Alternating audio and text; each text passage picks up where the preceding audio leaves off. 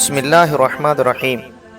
عبداللہ بن عباس رضی اللہ تعالی عنہما سے مروی ہے کہ ہم بیٹھے ہوئے تھے کہ رسول اللہ صلی اللہ علیہ وسلم تشریف لائے۔ آپ نے فرمایا، کیا میں تمہیں درجات کے لحاظ سے بہترین شخص کے بارے میں نہ بتاؤں؟ ہم نے کہا کیوں نہیں؟ وہ آدمی جو اللہ کے راستے میں گھوڑے کا سر یا گھوڑا تھامے ہوئے ہے۔ آپ نے فرمایا، کیا میں تمہیں شخص کے بارے میں نہ بتاؤں تو اس کے قریب ترین ہے؟ ہم نے کہا جی ہاں اللہ کے رسول۔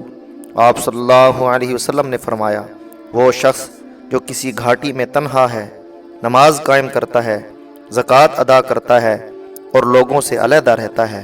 آپ صلی اللہ علیہ وسلم نے فرمایا، کیا میں تمہیں درجات کے لحاظ سے بدترین شخص کے بارے میں نہ بتاؤں؟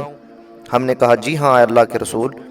آپ صلی اللہ علیہ وسلم نے فرمایا، وہ شخص جس سے اللہ کے نام پر مانگا جاتا ہے لیکن وہ دیتا نہیں۔